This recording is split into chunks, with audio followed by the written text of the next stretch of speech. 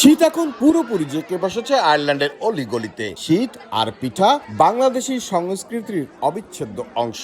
তাই প্রবাসে এসেও দেশীয় সেই সংস্কৃতির ধারাকে আগলে রাখতেই আয়ারল্যান্ডে আয়োজন করা হলো পৌষ পিঠা উৎসবের। ভাপাসহ এ আয়োজনে ছিল বিভিন্ন স্বাদের পিঠা।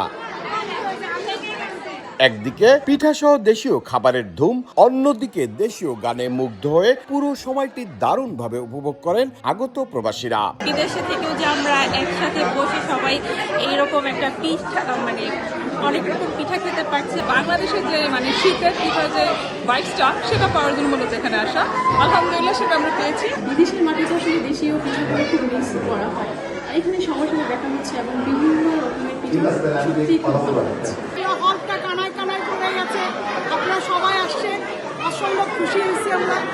আর ইনশাআল্লাহ নেক্সটে আমরা আরো বড় পরিসরে করার চিন্তা ভাবনা করছি। প্রতি বছর দেশীয় বিভিন্ন ধারার অনুষ্ঠান করায় নারীদের সংগঠন কন্যা জায়া জননীর প্রশংসা করেন সদ্য নির্বাচিত অল বাংলাদেশি অ্যাসোসিয়েশন অফ আয়ারল্যান্ডের নতুন এই সভাপতি।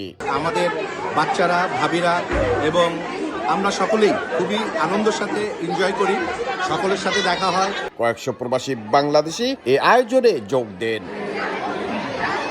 দেশীয় পৌষের যে শীতের তীব্রতা, সেই তীব্রতা এখানেও জেঁকে বসেছে বেশ কয়েকদিন ধরে। তার মাঝে পৌষের এই উৎসব একটু হলেও উষ্ণতা দিয়েছে এখানের উৎসব প্রেমীদের মাঝে। সৈয়দ জুয়েল, সময় সংবাদ, আয়ারল্যান্ড।